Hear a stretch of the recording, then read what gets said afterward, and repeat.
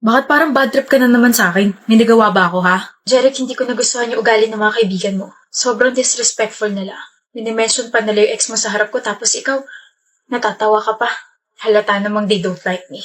That was just a joke, Mila. A joke na nakakasakit ng damdamin ng girlfriend mo.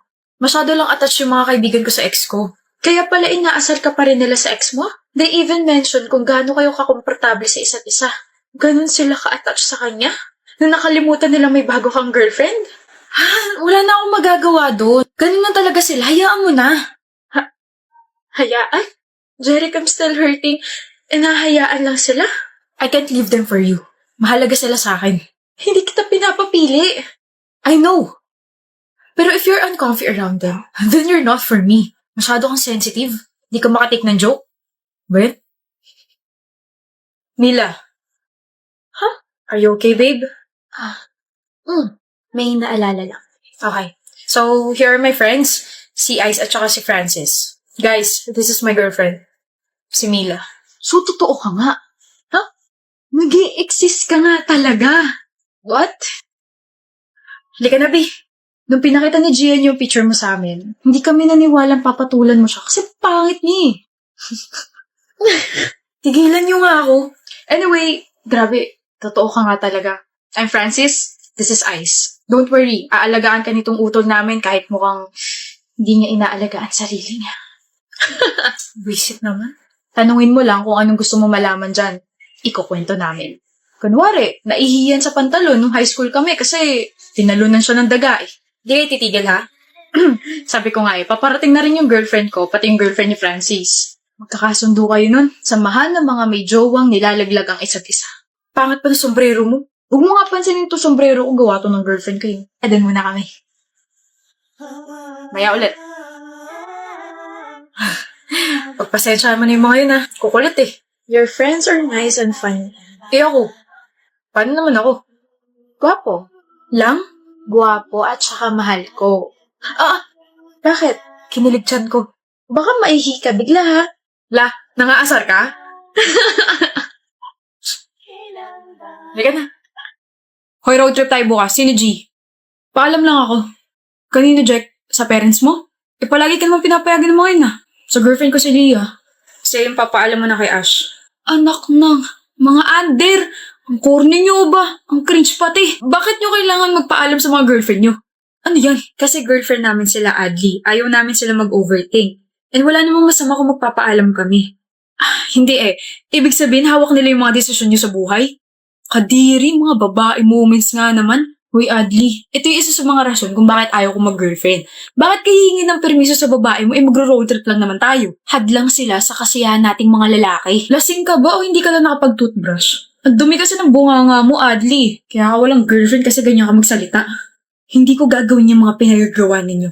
Tignan nyo, kinikilabutan ako. Kakainin mo rin yung mga pinagsasabi mo. Gugutumin ko na lang yung sarili ko. Mga under.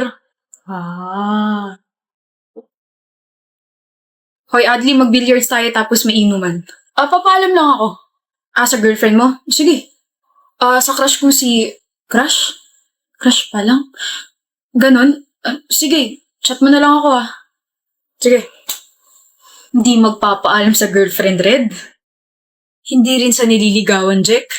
Kung hindi sa crush naman pala magpapaalam itong kaibigan nating si Adli. Iba pala magkagusto to eh. Ano nga ulit yung sabi niya 2 years ago, bro? Sabi niya, mga under daw yung mga nagpapaalam. Mga cringe raw. Ano po yung isang sinabi niya? Hadlang daw mga babae sa kasiyahan natin. Tapos ngayon, crush pala nagpapaalam na agad. Grabe ka na, Adli Your heart is so unpredictable.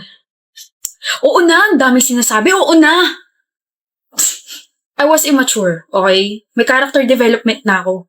Tsaka hindi ko lang siya basta crush. Iligawan ko na siya. Gusto ko siya, tsaka isa siya sa mga dahilan kung bakit masaya ako palagi. Kaya oo na, mali na ako dati. Para akong tatay mo sa sobrang proud sa'yo. Dahil dyan, mag-triple date tayo this weekend. Triple date? So, kasama rin si Jana ko.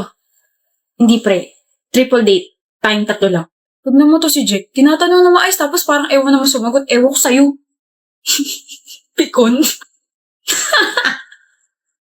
I'm home, babe. I said I'm home. Where's my kiss? Galit ka ba sa akin, Therese? Hindi. Bakit ang cold mo? Hindi ba pwede? May problema ba tayo? Wala. Bakit nga ang cold mo? May nagawa ba ako na hindi mo nagustuhan? Bakit hindi mo itanong sa sarili mo, Eric? Ano?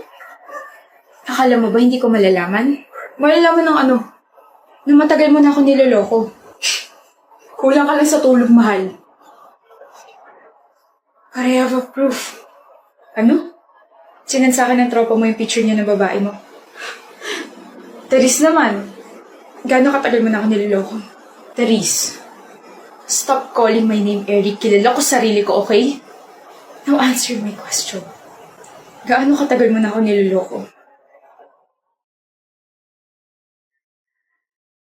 Okay. 4 months. I really don't know what happened. It was just normal hookup, but then she was that good, so I asked for more. Ayaw mo kasing gawin natin eh. Wait, what? Pero Teresa, yun naman ako lagi uuwi. Totoong niloloko mo ko? I was just pranking you, Eric. Prank?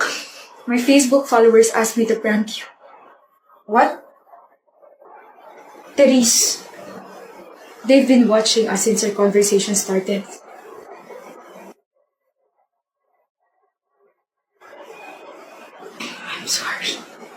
I'm sorry, love. Okay, naan ko na yung Facebook Live. How was my acting? Convincing ba? Super convincing. Galing mo, babe. Ilang viewers? 120,000 viewers. Oh. Are you really okay with this? Of course, mahal. I don't mind ruining my reputation as long as we're earning real money. Okay. Parang hindi mo talaga ako niloloko, di ba? Of course not. I love you. Okay, love you. Good evening, love. How's your day? Sobrang pagod. Kanina ko pa gustong umuwi kasi panikoda yung boss ko eh. Kahit yung hindi ko naman dapat gagawin, sa akin pinapagawa. Galit ka ba? Oo naman. Sino hindi magagalit sa kanya? Tsaka ba't mo pa tinatanong yung obvious? Bakit mo naman ako tinataasan ng boses? Ako ba kaaway mo? Okay, sorry Viv. Pagod lang talaga ako. Then bakit late ka na nakauwi? Naya ako ng boss ko mag-dinner. Sorry ko, hindi ko nasabi sa'yo to. So hindi ka na makakasabay sa akin kumain. Hinintay mo ko? Sabi mo kasi kaninang umaga sabay tayo. Pero okay lang. I can eat naman na ako lang mag-isa. I'm sorry talaga, love. Bawi ako bukas. Half-bat lang ako. Sige, sandali. Ang bango ng perfume mo. Bumili ka ba ng bago? No. Pabango mo to. Talaga? Yep, bango, diba? Nakalimutan mo na ba? Yung mga ginagamit kong pabango, yung mga katulad nung sayo, yung mga matatapang, never ako gumamit ng vanilla scent o kahit na anong pambabaeng pabango. Love, kasi napadikit kasi sa akin yung boss ko during dinner. Sa kanya yata tong pabango na naamoy mo. Then bakit ka nagsinungaling? Para hindi ka na mag-overthink. Look, Viv, nagbago na ako. Hindi naman na kita lulukohin. Hindi na ako ng bababae. I swear napadikit lang yung boss ko sa akin. What did you say? Napadikit lang yung boss ko sa akin. Hindi. Nagbago ka na. Hindi mo na ako lulukohin. Hindi ka na ng bababae. So, ibig sabihin, ilang beses mo na ako niloko dati. Tama pala yung hula ko. Viv, wait. That was a year ago. Nagbago na ako, Viv. Viv, huwag kang lalapit dahil nagsisimula na ako mandiri sa'yo. I asked you a lot of times. I gave you a chance to tell the truth. Pero totoo pala talaga. Nabihan mo pa ako na nahihibang na ako na gawa-gawa lang yun ang utak ko. Kahit siguro ilang beses mo sabihin na nagbago ka na, kahit ilang beses kang mag-explain, hindi na mawawala sa utak yung sinabi mo. Ano pa ba tinatago mo, Ambrose? Wala na. Wala na akong tinatago. See? Hindi na ako naniniwala. No, I can't marry you. Viv, malapit na yung kasal natin. At malapit na rin ako maubos, Ambrose. I really can't marry you. Viv. Jovi para sa'yo. Oh, thank you. Pinapabigay ni Eric. Sabi pa niya, sana magustuhan mo raw. Oh my gosh! Nakalimutan ko gumawa ng assignment. Ano? Assignment ba mo? Oh, assignment mo. Ala, seryoso ba? Thank you. Sa'yo na lang daw assignment na kaibigan ko. Si Eri.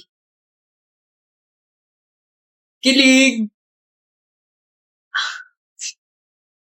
Oh, jacket yan ni Eric. Suotin mo raw. Pakisabi kay Eric, thank you. Rose in the air. O par, nandito ka rin pala. Bumibili ka rin ba ng susuotin mo para sa graduation? Oo. Sabay na tayo. Kasama ko si... Eric, I found a dress na. Jovi. Kasama ko si girlfriend ko, par, kaya hindi kita masasamahan. Girlfriend? Kayo na? Oo, last month pa. Gulat ka ba, Joel? Well, thank you kasi dahil sa'yo naging kami. Kumbaga, ikaw yung naging bridge namin. Paano? Di ba laging pinapaabot sa'yo ni Eric lahat ng mga gusto niya ibigay para sa akin? Sa akin galing yung lahat. Huh? Eric was just an excuse para makausap kita kahit ilang segundo lang. Yung assignment, yung jacket, yung pagkain. Sa akin galing yung lahat. Walang alam si Eric doon. Walang alam si Eric sa pinagkakagawa ko. I don't know what to say. Alam mo na gusto ko si Jovi, di ba, Eric? Dapat ako yung nasa posisyon mo ngayon. Ako dapat yung kasama niya palagi. Di ba? Di ba? Alam mo, huwag kang magalit sa kanya, Joel. Those are my efforts, Jovi. Those are my efforts. Eh, bakit ngayon ka lang umamin? Ano? It's your fault kung bakit ganito yung nangyari, par. Magalit ka sa sarili mo at hindi sa amin. Okay, alam ko may gusto ka sa kanya, pero tagal ko na siyang gusto rin eh. Yung bagal mo. Tope, tsaka duwag ka pa. Aamin naman ako, pero Jovi, please. Those are my efforts, di ba? Marami pa akong binigay para sa'yo. I'm sorry.